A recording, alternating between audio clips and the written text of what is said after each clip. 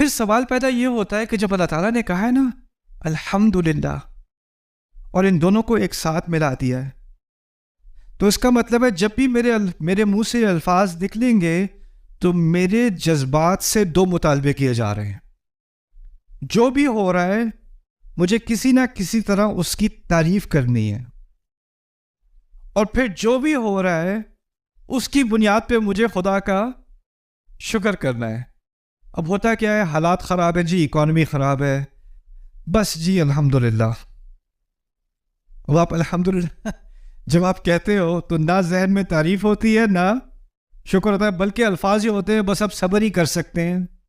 اور صبر کے لیے ہم نے نئی تعبیر کیا نکالی ہے، بس جی الحمدللہ. ٹھیک ہے، لیکن ہونا کیا چاہیے؟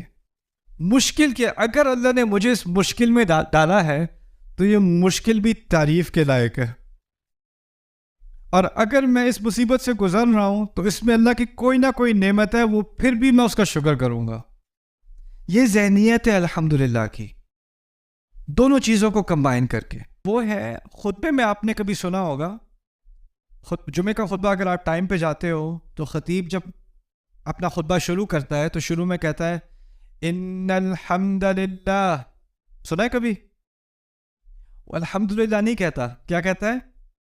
ان الحمدللہ. اب ان کا اضافہ آ گیا خطبے میں. ان کا کیا مطلب ہے؟ بے شک تو بڑا اچھا لفظ ہے.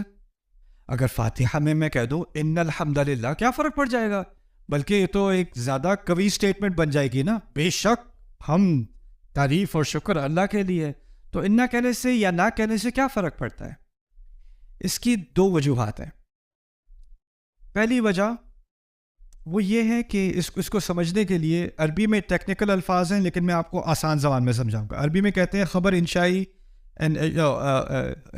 خبری کلام انشائی. لیکن عام زبان میں آپ کبھی کبھی زبان استعمال کرتے ہو معلومات دینے کے لیے. آپ سے کوئی پوچھے موسم کیسا ہے؟ اچھا ہے، آپ نے معلومات دے دی. کیا حال چال ہے؟ ٹھیک ٹھاک ہوں، آپ نے معلومات دے دی. کبھی کبھی منہ کھلتا ہے کسی سے بات کرنے کے لیے، آپ اس تک کوئی معلومات پہنچا رہے ہو، وہ خبر دے رہے ہو، اس کو کلام خبری کہتے ہیں. کبھی کبھی آپ کا منہ کھلتا ہے، اس میں معلومات نہیں ہوتی، اس میں صرف جذبات ہوتے ہیں. میں آپ کو مثال دیتا ہوں. فرض کریں آپ نے یہاں پر آپ کی سیٹ ہے، بریک ہوئی، آپ بریک میں چلے گئے اور آپ کو پتا ہے کہ کوئی آپ کی سیٹ میں بیٹھنے والا تھا، تو بریک کے فوراً بعد آپ بھاگ کے واپس آئے اور اپنی سیٹ میں واپس آ کے بیٹھ گئے. ابھی کوئی بھی نہیں بیٹھا، آپ کو چین آ گیا کہ آپ اپنی سیٹ پہ واپس آ کے بیٹھ گئے. بیٹھتے ساتھ ہی کہا الحمدللہ. کچھ سننے والا تو تھا نہیں، آپ نے کسی کو سکھایا نہیں الحمدللہ، آپ نے اپنی دل کی آواز کہی ہے نا، اپنے جذبات کا اظہار کیا ہے. اسی طرح اگر ہم کہیں میں کال کر کے تھک گیا ہوں، کال اٹھا ہی نہیں رہے، کہاں غائب ہو گئے، پھر ٹیکسٹ میسج آ گیا سروس خراب ہے، میں ٹھیک ہوں. جب ٹیکسٹ میسج آ گیا تو کیا کہتا ہے انسان؟ الحمدللہ.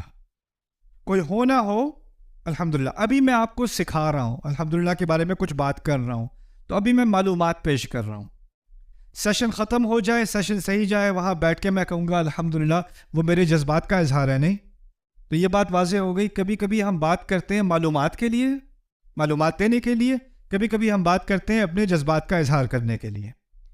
عربی کا ایک قاعدہ ہے کہ اگر آپ انا استعمال کرو گے نا تو وہ صرف معلومات کے لیے ہو سکتا ہے، جذبات کے لیے نہیں. انا کا مقصد ہے خبری کلام. انا اگر میں استعمال کروں گا تو میں کسی اور کو کوئی بات سمجھانے لگا ہوں، کسی اور کے لیے میں نے یہ لفظ استعمال کیا ہے، اپنے لیے نہیں. اگر میں انا استعمال نہ کروں تو ہو سکتا ہے کہ وہ کلام، وہ بات معلومات کے لیے ہو، اور یہ بھی ہو سکتا ہے کہ وہ جذبات کے لیے ہو. اس میں دونوں پاسبلٹیز رہ جاتی ہیں. اب فاتحہ میں کبھی کبھی آپ فاتحہ پڑھیں گے کسی کو دعوت دینے کے لیے.